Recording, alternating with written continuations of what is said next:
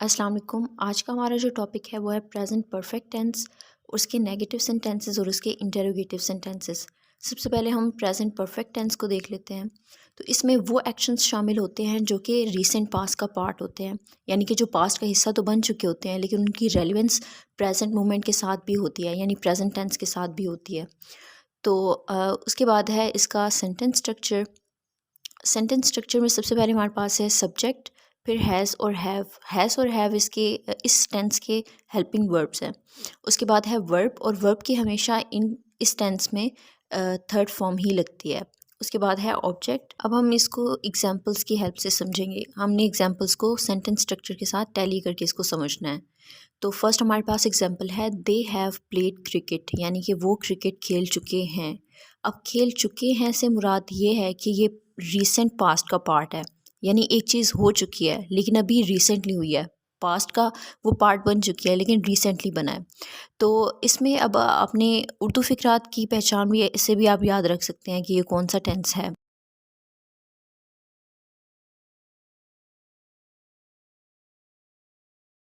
क्योंकि हमने उर्दू से ही इंग्लिश में ट्रांसलेशन करनी होती है। तो इसमें अब आप देखें फर्स्ट पे है दे। अब यहाँ पे आपको मैंने हेल्पिंग वर्ब का नहीं बताया। जो हैज़ है वो हमेशा सिंगुलर के साथ लगता है, जैसे ही, शी, इट के साथ। और उसके बाद जो हैव है वो प्लूरल के साथ लगता है, जमा के साथ लगता है। वी, यू, दे, इन सब के साथ हैव लगता है। अब फर्स्ट एग्जांपल में हमारे पास सबसे पहले सब्जेक्ट है दे। उसके बाद हमने जो हेल्पिंग वर्ब लगाया है वो हैव लगाया है। वो इसी वजह से लगाया है क्योंकि दे जो है वो हमारे पास जमा है। उसके बाद है प्लेड। अब यहाँ पे प्ले जो था वो हमारे पास वर्ब था, उसके साथ हमने वर्ब की थर्ड फॉर्म लगाई है। फर्स्ट फॉर्म प्ले, फिर सेकंड फॉर्म प्लेड, और थर्ड फॉर्म भी इसकी प्लेड ही होती है। उसके बाद है क्रिकेट। क्रिकेट अब हमारे पास है object. They have played cricket. जब हम उर्दू से इंग्लिश में ट्रांसलेशन करते हैं तो उस टाइम पे हमारे लिए ये जो सेंटेंस स्ट्रक्चर है ये बहुत इंपॉर्टेंट होता है। यानी इस सेंटेंस स्ट्रक्चर को देखकर और उसको अपने सेंटेंसेस के साथ टैली करके हम बहुत आसानी से जो है वो इंग्लिश से उर्दू से इंग्लिश में ट्रांसलेशन हम कर सकते हैं। उसके बाद सेकंड एग्जांपल हमारे पास है शी हैज़ टेकन टी, यानी वो चाय पी चुकी है। अब इसमें जो ये सेंटेंस है ये भी आपके पास रीसेंट पास्ट का पार्ट है, यानी एक काम हो चुका है बट वो रिसेंटली हुआ है। तो इसमें जो हमारे पास फर्स्ट पे है वो है सब्जेक्ट। शी हमारे पास सब्जेक्ट है। उसके बाद हैज़। अब शी के साथ शी सिंगुलर थी, एक ही बंदे के बारे में हम बात कर रहे हैं तो इसलिए हम इसके साथ हैज़ लगाएंगे। उसके बाद है टेकन। अब वर्ब की जो फर्स्ट फॉर्म हमारे पास है वो है टेक, सेकंड फॉर्म इसकी होती है टुक, और थर्ड फॉर्म टेकन। तो अब चूंकि ये परफेक्ट टेंस है तो हमने वर्ब की थर्ड फॉर्म लगानी है टेकन, और टी हमारे पास यहाँ पर ऑब्जेक्ट है। उसके बाद आते हैं हमारे पास नेगेटिव सेंटेंसेस, कि नेगेटिव सेंटेंसेस को हम प्रेजेंट परफेक्ट में किस तरह से ट्रांसलेट करते हैं। नेगेटिव सेंटेंसेस में बाकी सेंटेंस स्ट्रक्चर बिल्कुल वैसा ही रहेगा। आपने बस जो हेल्पिंग वर्ब है हैज़ और हैव, उसके बाद आपने नॉट लगाना है, फिर आपने वर्ब लगाना है, वर्ब की थर्ड फॉर्म, और उसके बाद आपने ऑब्जेक्ट लगाना है। उसके बाद एग्जांपल्स में देखें, they have not played cricket, उन्होंने क्रिकेट नहीं खेली है। अब जो उर्दू फ़िक़रात होते हैं ज़रूरी नहीं उसके एंड पे चुका है, चुकी हैं, चुके हैं, इस तरह से आए।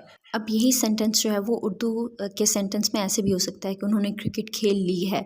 तो अभी इसका भी यही मतलब है कि एक काम हो चुका है लेकिन वो रिसेंटली हुआ है, ठीक है? और उसका जो उसकी रेलेवेंस है वो प्रेजेंट मोमेंट के साथ है, कि ये काम अभी-अभी उन्होंने किया है, ठीक है? लेकिन वो पास्ट का हिस्सा बन चुका है। अच्छा, आपने क्या करना है कि उर्दू के सेंटेंस के ऊपर गौर करना है, ठीक है? आपने पहले सेंटेंस देखना है कि सेंटेंस एक्चुअली है किस टेंस का। फॉर एग्ज़ाम्पल अगर उर्दू में अगर आपके पास ये लिखा हो कि उन्होंने क्रिकेट खेल ली है, तो इसका भी यही मतलब होगा कि ये परफेक्ट टेंस है, ठीक है? प्रेज़ेंट परफेक्ट टेंस है। ज़रूरी नहीं है कि उर्दू फ़िक़रात के एंड पे चुका है, चुकी हैं वग़ैरह आए, जैसे कि हमें टेक्स्ट बुक्स में भी पढ़ाया जाता है, ठीक है? तो एक चीज़ के ऊपर आपने फ़िक्स नहीं होना। उसके बाद हमारे पास एग्जांपल है she has not taken T, उसने चाय नहीं पी है। तो अब इसमें क्या है, शी हैज़ सब्जेक्ट और हेल्पिंग वर्ब, उसके बाद हमने हेल्पिंग वर्ब के बाद हमने नॉट लगाया, और उसके बाद है वर्ब की थर्ड फॉर्म टेकन, और ऑब्जेक्ट हमारे पास यहाँ पर है टी। उसके बाद नेक्स्ट एग्जांपल है आई हैव नॉट ईटन मील, मैंने खाना नहीं खाया है। अब इसमें आई है तो आई के साथ हम हैव लगाते हैं। आई वैसे सिंगल है चूँकि इंग्लिश ग्रामर का ये रूल है कि आई जो है वो उसको जमा कंसिडर किया जाता है, तो इसलिए आई के साथ हैव लगाते हैं। उसके बाद नॉट, देन वर्ब की थर्ड फॉर्म और उसके बाद ऑब्जेक्ट। चलिए यहाँ तक आपको समझ आ गया। नेक्स्ट अब हम देखते हैं इंटरोगेटिव सेंटेंसेस। सेंटेंसेस का सेंटेंस स्ट्रक्चर थोड़ा सा डिफरेंट है। इसमें अब सबसे पहले हम हेल्पिंग वर्ब लगाते हैं और उसके बाद सब्जेक्ट, फिर वर्ब, फिर ऑब्जेक्ट। अब इसको एग्जांपल्स में देखें आप। Have they played cricket. अब ये सेम वही सेंटेंस है जो हमने नेगेटिव और सिंपल दोनों के लिए यूज़ किया था। क्या उन्होंने क्रिकेट खेल ली है? Have they played cricket. इसमें अब हमने हैज़ और हैव, हमारे पास हेल्पिंग वर्ब थे। हैव को हमने फर्स्ट पर लगाया, देन हमने सब्जेक्ट लगाया, दे हमारे पास सब्जेक्ट है। उसके बाद हमने वर्ब की थर्ड फॉर्म लगाई प्लेड, और उसके बाद हमने ऑब्जेक्ट लगाया क्रिकेट, और देन हमने क्वेश्चन मार्क पुट किया क्योंकि ये एक इंटरोगेटिव सेंटेंस है, सवालिया जुमला है। तो नेक्स्ट हमारे पास है हैज़ शी टेकन टी। क्या उसने चाय पी ली है? सिमिलरली इसमें भी ऊपर वाले सेंटेंस की तरह ही होगा। फर्स्ट पे हमने हेल्पिंग वर्ब लगाना है, उसके बाद सब्जेक्ट हमारे पास शी है और हमारे पास वर्ब टेकन है और ऑब्जेक्ट हमारे पास टी है, देन हमने क्वेश्चन मार्क पुट कर देना है। सिमिलरली नेक्स्ट हमारे पास एग्जांपल है हैव आई ईटन मील। अब इसमें भी फर्स्ट पे हमने हेल्पिंग वर्ब लगाना है, देन हमने सब्जेक्ट लगाना है।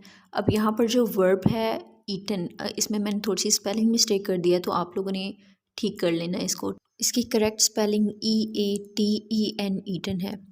यहाँ पर मैंने टी के बाद ई नहीं लगाया, बस इतनी सी मिस्टेक है। उसके बाद सेंटेंस के एंड पे हमारे पास ऑब्जेक्ट लगाया जाता है, तो मील यहाँ पर हमारे पास ऑब्जेक्ट है। नेक्स्ट एग्जांपल हमारे पास WH वाले क्वेश्चंस में से है। अब हर इंटरोगेटिव सेंटेंसेस में मैं WH वाले क्वेश्चंस को लास्ट में ऐड करती हूँ ताकि आप लोगों को अच्छे तरीके से समझ आए कि इन सेंटेंस को हम कैसे ट्रांसलेट करते हैं, क्योंकि ज़रूरी नहीं है कि हमारे पास हमेशा सिंपल सेंटेंसेस ही हों। सेंटेंस है हमारे पास when have they visited school. उन्होंने कब स्कूल विज़िट किया है? अब यहाँ पर हमने सबसे पहले व्हेन लगाया, व्हेन के बाद हमने हेल्पिंग वर्ब लगाना है। व्हेन की जगह पे कोई भी हो सकता है, विच भी हो सकता है, हाउ भी हो सकता है, ठीक है। व्हेन के बाद हमने हेल्पिंग वर्ब लगाया, फिर हमने सब्जेक्ट लगाया, फिर वर्ब और उसके बाद ऑब्जेक्ट। अब हैव जो है वो हमारे पास हेल्पिंग वर्ब है, दे हमारे पास सब्जेक्ट है, विजिटेड हमारे पास वर्ब है और स्कूल हमारे पास यहाँ पर ऑब्जेक्ट है। तो ये सेंटेंस है when have they visited school. I tried my best कि आपको अच्छे तरीके से समझ आ जाए। अगर मज़ीद कोई भी कन्फ्यूजन होती है तो आप मुझसे कमेंट सेक्शन में भी पूछ सकते हैं। इसके अलावा आप कमेंट सेक्शन में मुझे अपना फ़ीडबैक भी ज़रूर दिया करें।